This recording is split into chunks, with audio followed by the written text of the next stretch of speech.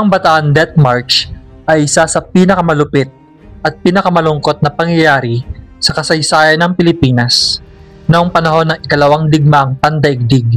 Ito ay sapilitang paglalakad ng humigit kumulang 76,000 sundalo, mga Pilipino at Amerikano mula Mariveles, Bataan patungong Camp O'Donnell sa Capas, Tarlac.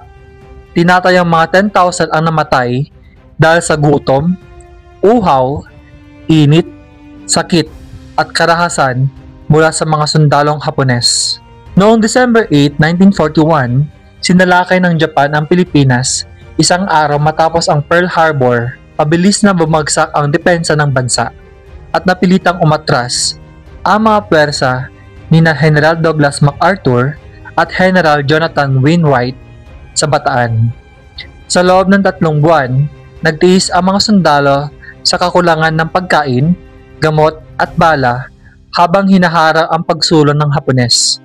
Ngunit sa huli, dahil sa labis na panghihina at kawalan ng supply, sumuko ang Bataan noong April 9, 1942 sa ilalim ni General Edward King upang mailigtas ang natitirang buhay ng mga tropa. Pagkasuko, ipinag-utos ng mga Hapones na ilipat ang mga bilanggo ng digmaan o prisoners of war o POWs mula Mariveles sa Timog, Bataan patungo San Fernando, Pampanga at mula roon ay sasakay sila ng tren patungong Capas, Tarlac. Mula Capas, maglalakad pa sila patungo sa Camp O'Donnell. Ang kabuoang distansya ay tinatayang 102 kilometers, ngunit walang sapat na pagkain o tubig ang mga bihag. Pinahihinto lamang sila paminsan-minsan para magpahinga at madalas ay sa ilalim ng matinding sikat ng araw. Marami ang namatay sa dehydration at gutom. Madalas ay umiinom ang mga bihag mula sa kanal o putik na tubig. Dahil sa matinding init ng araw, maraming hinimatay at hindi na nakabangon. Ang mga nahuhuli o bumabagsak ay kadalasang binubugbog, sinasaksak ng bayoneta o binabaril ng mga sundalong Hapones. Walang serbisyong medikal para sa mga may sugat o may sakit. Ang mga may malubhang sugat ay kadalasang iniiwan na lamang.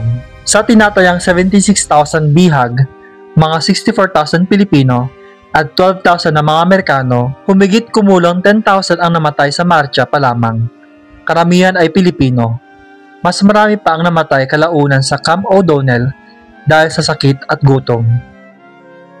Matapos ang ikalawang digmaang pandaigdig, isinagawa ang Tokyo War Crimes Trials at hinatulan ang ilang opisyal na Hapones na responsable sa Bataan Death March.